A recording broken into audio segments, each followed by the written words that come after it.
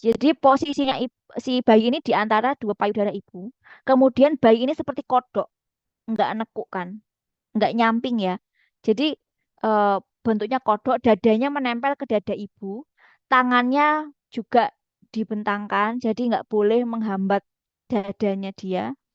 Kemudian ibu payudaranya kelihatan, biar bisa diakses dengan mudah sama si bayi. Jadi kalau bayinya mau nenen langsung hap gitu. Si bayi tetap pakai topi dan juga apa nih? Kaos kaki. Jadi tetap hangat. Sama pakai pempes. Jadi enggak yang telanjang bulat gitu ya, enggak. Cuman dadanya dia atau bagian yang paling besar dari tubuhnya itu kan dada kan. Itu itu kena dengan kulit ibu gitu. Itu prinsipnya. Dan tidak boleh lupa topi dan kaos kaki biar tidak dingin, malah jadi hipotermi kalau nggak kasih topi. Kalau yang contoh ini nggak kasih topi ya. Oke. Begitu teman-teman. Ada yang ditanyakan tentang metode kangguru? Prinsipnya seperti itu, jadi skin to skin contact. Oke. Selanjutnya adalah tadi ya, metode kangguru bayi telanjang dada hanya memakai popok, topi, kaos tangan, dan kaos kaki. Diletakkan telungkup di dada ibu dengan posisi tegak atau diagonal. Kemudian atur posisi kepala, leher, dan badan dengan baik untuk menghindari terhalangnya jalan nafas. Kepala menoleh ke samping di bawah dagu ibu. Jadi kepalanya harus menoleh. Tidak boleh kepalanya tegak lurus dengan badan ibu, nanti tidak tergencet malah nggak bisa nafas. Apalagi susunya ibu kalau habis melahirkan kan gede ya, malah nanti nggak bisa nafas bayinya. Kemudian tangan dan kaki dalam keadaan fleksi, posisi katak, kemudian fiksasi dengan selendang. Ibu mengenakan pakaian blus longgar, jika perlu gunakan selimut. Selain ibu juga bisa gunakan mengajak ayah dan anggota keluarga lain. Gitu. Selanjutnya untuk cairan intravena untuk diare dehidrasi berat. Metode kangguru ada pertanyaan? Belum, Ibu. Oke. Oke, selanjutnya intravena. Oh, ya, misalkan ini kalian ya, kalian ketemu pasien, kalian masih S1, belum profesi, dan ketemu pasien seperti ini, diare di puskesmas. Coba kita pakai bagan ini. Kalian di sini nih. Kemudian, dapatkah saudara segera memberi cairan intravena? Jawabanmu apa? Jawabanmu udah belum? Kalau kalian belum pernah nyekel pasien anak, kemudian disuruh ngive, jawaban di sini iya atau tidak? Tidak, Ibu. Tidak. Oke, nggak apa-apa. Ya memang wajar ya. Tidak. Kemudian, apakah ada fasilitas pemberian cairan IV dalam waktu 30 menit? Kalian dekat puskesmas nih. Berarti ya, berarti langsung dirujuk ke rumah sakit. Sorry, ke rumah sakit. Misalkan kalian nemuin pasien diare di dekat kosmu. Kosmu belakang kampus. Kan belakang kampus kan deket Muardi ya. Nah, langsung dirujuk ke rumah sakit. Karena kalian belum bisa untuk ngasih IV ke bayi. Asumsinya kalau kalian mau berani bisa ya nggak apa-apa. Tapi penuh resiko. Karena bayi masih tipis. Gitu. Oke, selanjutnya asuhan bayi muda. Ya, asuhan dasar itu ada berapa nih? Ada 4. Yang pertama pencegahan infeksi, kemudian menjaga bayi muda tetap hangat, tadi ya sudah dijelaskan, memberi ASI sesering mungkin, sudah, kemudian imunisasi. Mencegah infeksi, ya infeksi yang paling sering pada bayi muda itu tali pusat. Ya. Dijelaskan kepada ibu, ibu membersihkannya dengan air matang, bukan dengan air kobokan yang mentah. Ya.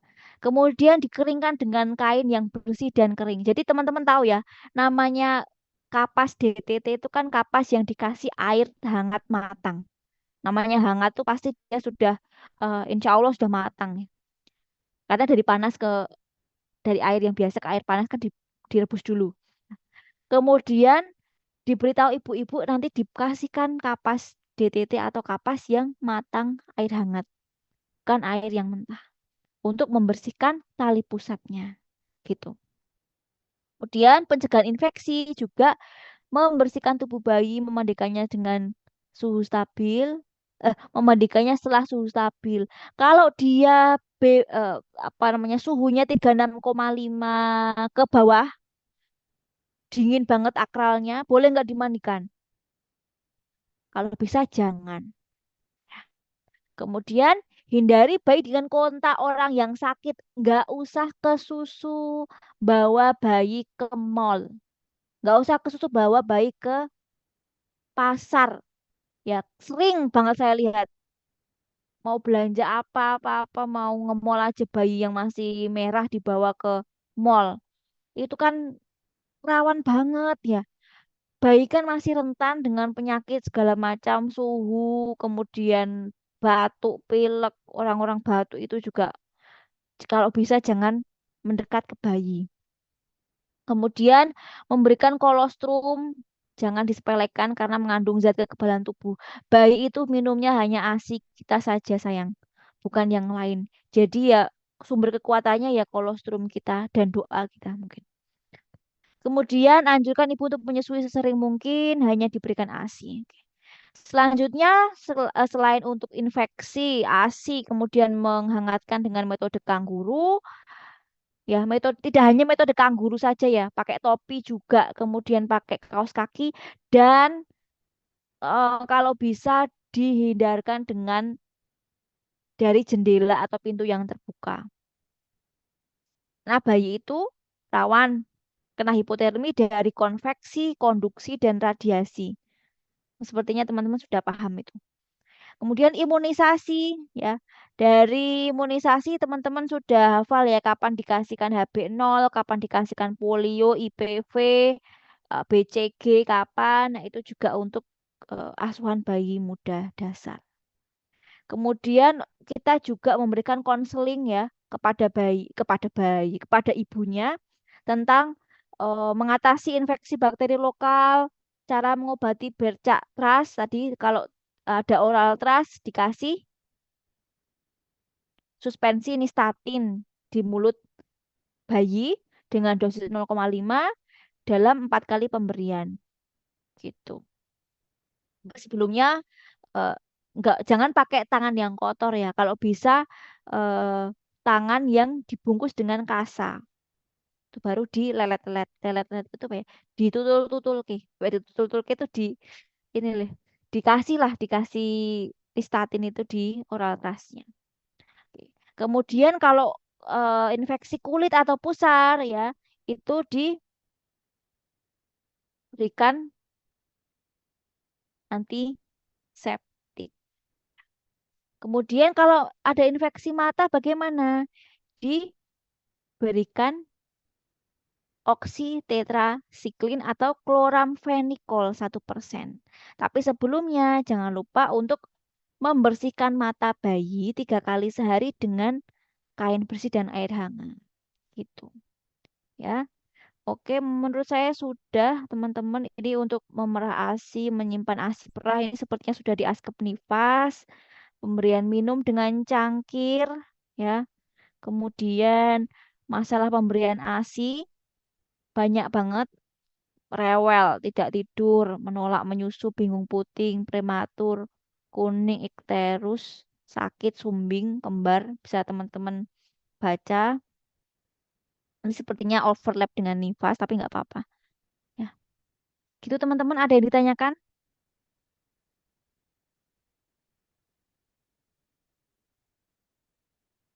dari pertemuan hari ini? Mohon maaf kalau kurang jelas.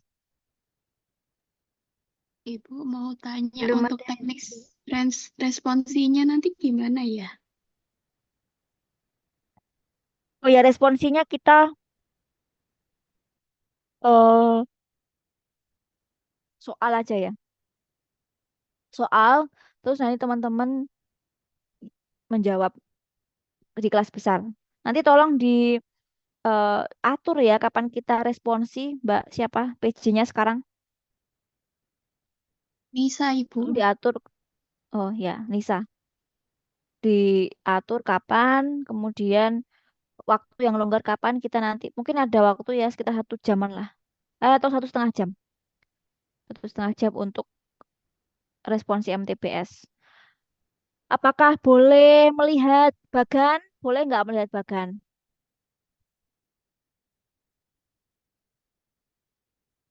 Kemarin UTS sudah berhasil ya, tidak melihat bagan bisa. Bagaimana kesepakatan teman-teman? Mau melihat bagan atau tidak? Mau Ibu. Mau, Ibu melihat Mau, bagan Ibu. Kalau mau berarti nanti pertanyaannya agak banyak dan waktu yang singkat.